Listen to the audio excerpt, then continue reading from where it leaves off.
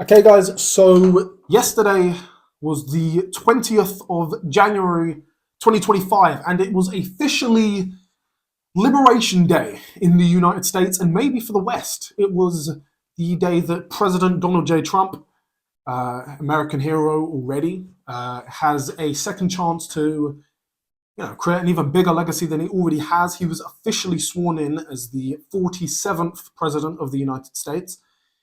He did I think, quite a very good speech, hitting very key points. Although obviously, we've seen a lot of his speeches now, so we know what his points are. But he's double downing on them, and giving America hope for freedom of speech, freedom of expression, common sense, and of course, the idea that you can dream big again without being shut down or regulated into, well, basically obliteration. Innovation in the United States, I believe, will skyrocket because of him.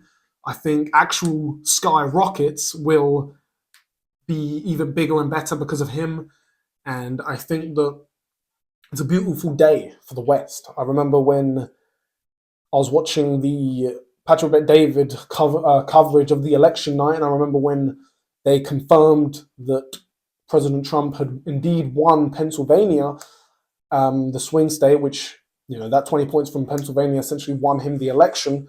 I think he just also won Alaska before that, and I remember being happy. I remember getting a feeling of relief and joy and optimism due to the fact that President Trump is a symbol for the West in terms of the direction that we need to go in. And I had that same feeling last night. I remember, this whole campaign for his was legendary, iconic. It will go down in history as arguably the greatest comeback of all time, definitely in politics, but maybe of all time across any sector in history. But also,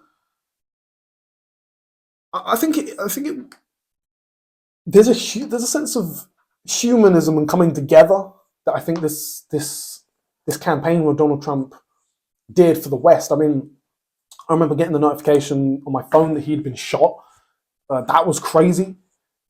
And then him to come back the way he did. And then I remember when he debated Biden, completely destroyed him, which was incredible. And then I remember when he debated Kamala Harris, and it wasn't okay before. It wasn't great, and people were talking about how maybe she could come and she could beat him, and the whole campaign of the MAGA movement would have been for nothing.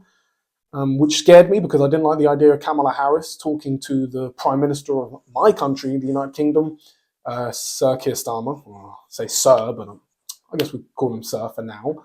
And I didn't like that idea. And then when he won, I was so happy. And then I actually went to the United States in December when my good friend Mike Marshall, a New Yorker, we met in Phoenix, Arizona.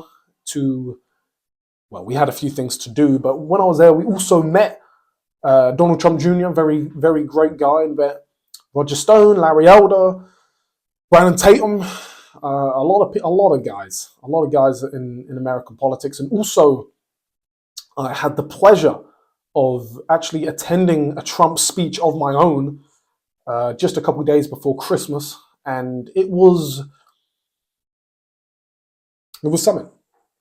It was something. It was like the energy that he brings to the people that come to see him. It was like watching a rock star. It was like what I'd imagine watching Michael Jackson would have been like, or Elvis Presley. I mean, this was like a hero, And the thing that I noticed was it's bigger than just the presidency. These people in America look, there's so many people who hate him. You could argue at least a quarter of the country hate him and wouldn't even care if he dropped dead tomorrow. They'd be cheering, right? But those who love him, and they love him. They love his family. They have an interest in him. He's given them hope and freedom, and not even just hope. I guess you could say ambition and optimism. And he's given them something. He's brought the people together. And when I heard him speak for, I guess you could say, 45 minutes to an hour, you felt that. You felt that everybody there was in a good mood. There was this actual energy in the room that I can't describe. It's like the energy that there is on a Sunday morning, and things just feel great. Sunny Sunday morning, Christmas Day, or you're with your family and you get this energy, this feeling of greatness, and that everything's going to be okay, or that you know maybe God or whatever you believe in set this moment, right? Wanted it to be great in the way it is, and wanted you to feel that feeling. That's what it felt like in America, and I can tell you that that's right now is what it feels like across the world. Okay.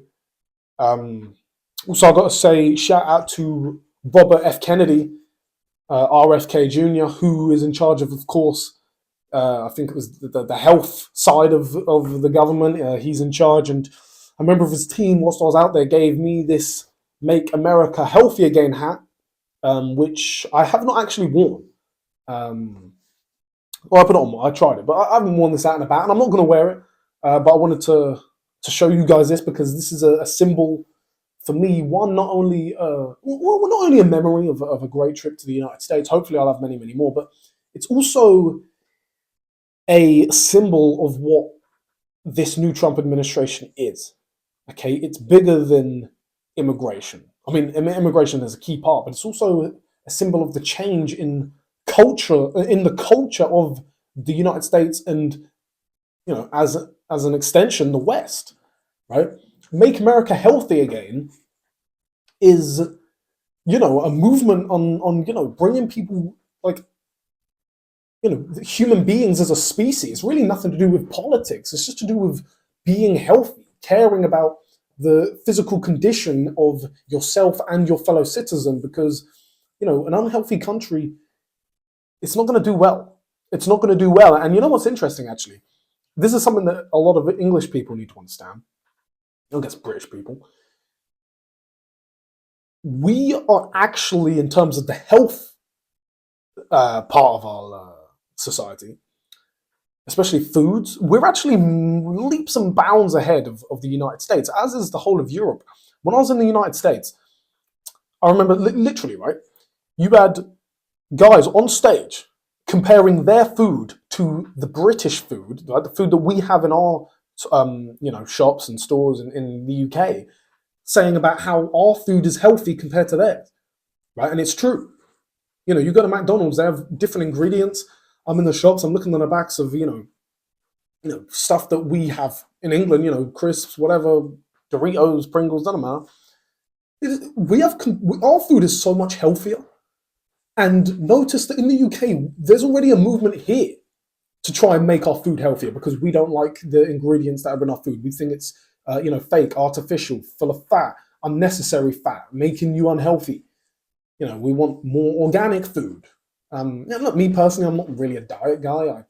I eat a lot of meat anyway, so I'm kind of decent. But the fact that they're comparing themselves to us and we're trying to get better, maybe just shows, just on I was going to say global, on a Western level, but you could say globally, the push towards health and caring about our bodies, and trying to extend our how long we live, and because all of that stuff is crucial to human survival.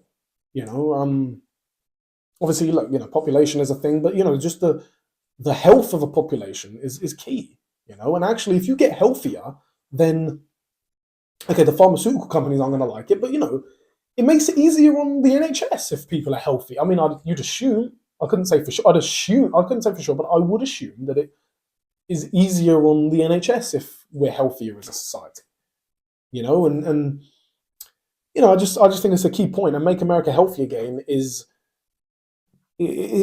something good to see. And I think that if you don't like Trump, then you should at least respect the idea of Make America Healthy Again.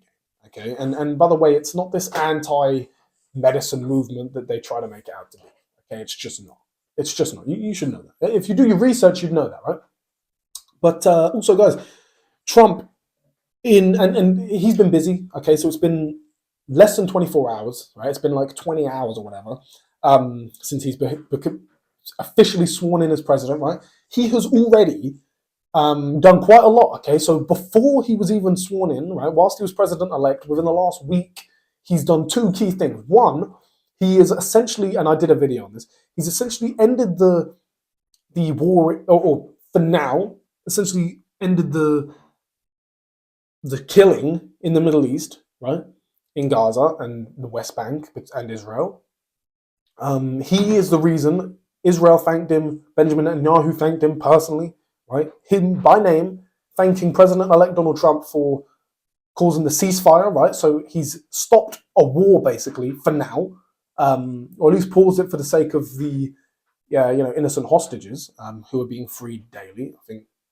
I think maybe 30 have been freed already. So he's done that already. That's what's already done before he took office, right, of commander in chief. He already did that, right? He also essentially stopped TikTok getting banned. Well, TikTok got banned in the United States for less than 24 hours, and then Trump obviously, did his thing, spoke to the CEO of TikTok, right, and it's back on track. He's going to save it. It's going to be bought by an American entity, I'd imagine, within the next, 30 days, maybe 90 days. So he's already done that.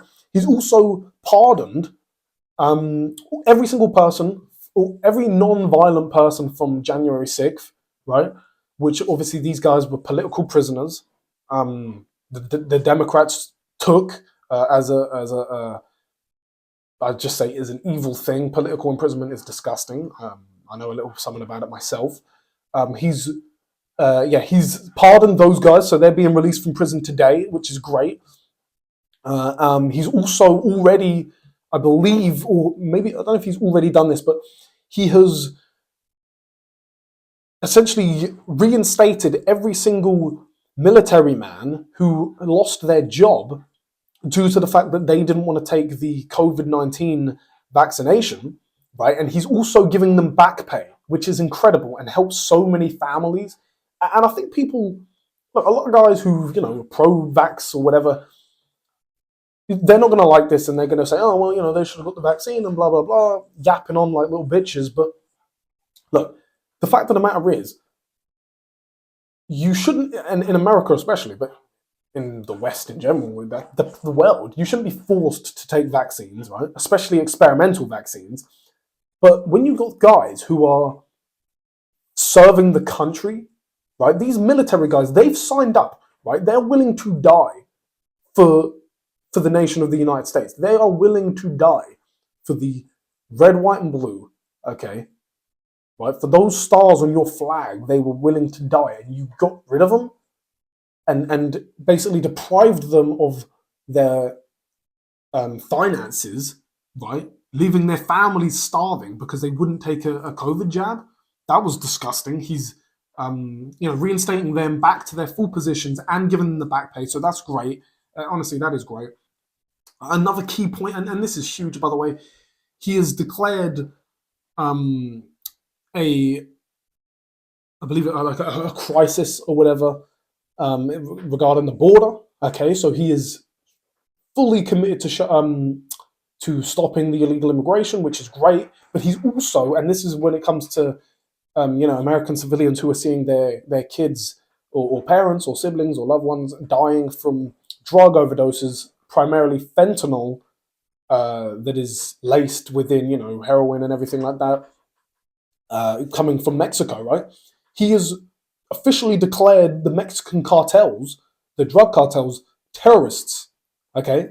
Which means that he can tackle them even greater using, different parts of the government that you wouldn't have been able to use before because now they're terrorists, which is great, by the way, because America's got a huge drug problem, as does the West in general, but America's drug problem is crazy, and fentanyl, killer, absolute killer. That alone will save so many children, so many young adults, and so many adults from unnecessary deaths. I mean, look, hopefully it will stop drugs in general, but drugs coming in with the fentanyl is 10 times worse than these drugs already are. So, I just think it's great to see. And, Russia and Ukraine are probably going to be ending soon. Putin already came forward hours after Trump's inauguration. Putin came forward and said that he wants to talk about a peace deal. Obviously, there's going to be a lot of negotiating, and Trump's going to have to negotiate on behalf of Ukraine, and they're probably not going to like it. But either way, he's going to stop the deaths, the unnecessary deaths of Ukrainians and Russians, right? But remember, the Ukrainians don't even, a lot of them don't even want to fight. They're being forced to fight. They're being dragged out of their homes, of course. So that's great. Also, Trump's officially declared there are only two genders in the United States, male and female, which is great. Obviously, the common sense side of his plans, a big majority of how he managed to get a lot of these swing states on his side, and how he managed to turn a lot of, Democrats Republican, right? And even if you look at, obviously, look, he didn't turn, a lot of these big blue states, right? You're not going to turn the state of California, well, he might do now, but you're not going to turn the state of California, and he didn't. But actually, if you look closer, you look at the counties, a lot of the counties were red. There were a lot of sections within California that voted Republican, So, he's doing his bit, and he's winning people over, which is great.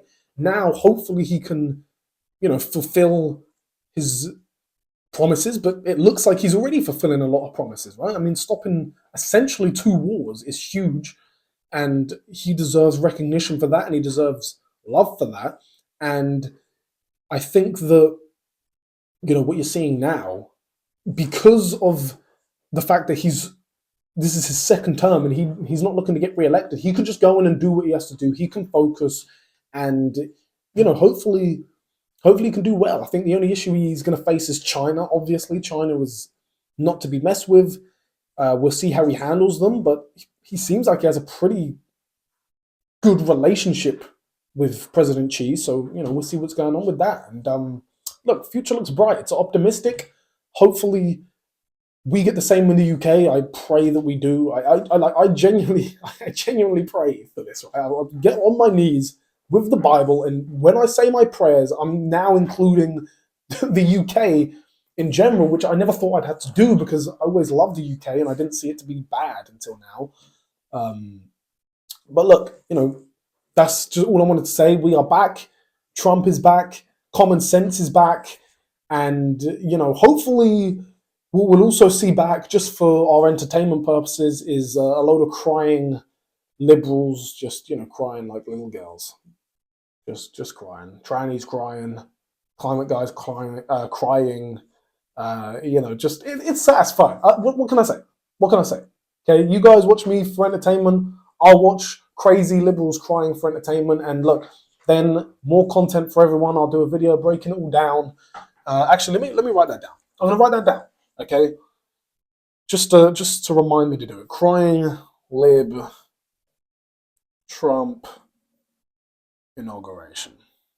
There we go. Boom. Okay, look. That's all anyway. I just wanted to make this video because the future looks bright, and fuck it. I'm going to put this hat on. I'm going to put the MAGA hat on, right? Bosh. No, MAHA. Make America Healthy Again hat. Bosh. How's it look? It's not great. It's not great. Maybe we'll do it backwards. That's better. Backwards MAHA. With the suit and with the shirt, waistcoat, good fit, right? All right. Look, guys, that's all anyway. Obviously, I appreciate watching as always. Please, guys, do me a favor. Go to my Instagram, right? Follow my Instagram. I need to build my social medias up, so I need you guys to help me, right? Obviously, I'll put the work in myself, but I need you guys to help me if you can, right? Go to Instagram. Just type my name in, james.tayoro. I've only got one Instagram account, right? Follow that. There is a Tayoro Clips channel, James Tayoro Clips. You can follow that as well. That would be great. Go on TikTok, James Tayoro Clips, obviously. And then, look, guys, like this video, subscribe to this channel, share it to a friend, right? Share it to a friend who agrees or disagrees. Just say to him, look, say, what do you think of this? Do you agree, disagree? And you can trick them into viewing the show, okay? Because that's what it's coming down to right now. But listen, guys, also, you guys that are liking my videos and everything, I see it, I respect it, I appreciate it. And trust me, guys, in the future, this hat looks, this ain't the best hat, is it? Fuck it. But look, in the future, right, when it gets big, I'm gonna put something together to reward or as a thank you, whatever, to all the people who've been loyal at the beginning of the show. Okay, trust me, it is going to be good. This show is going to the very, very top.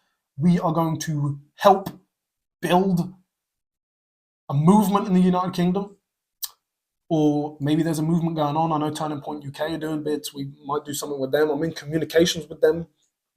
And yeah, listen, guys, I'm just trying to grow the show. I can't do it alone, right? I wouldn't want to do it alone. I want you guys there with me. I want you guys to be a part of it, and I want to entertain you guys at the same time.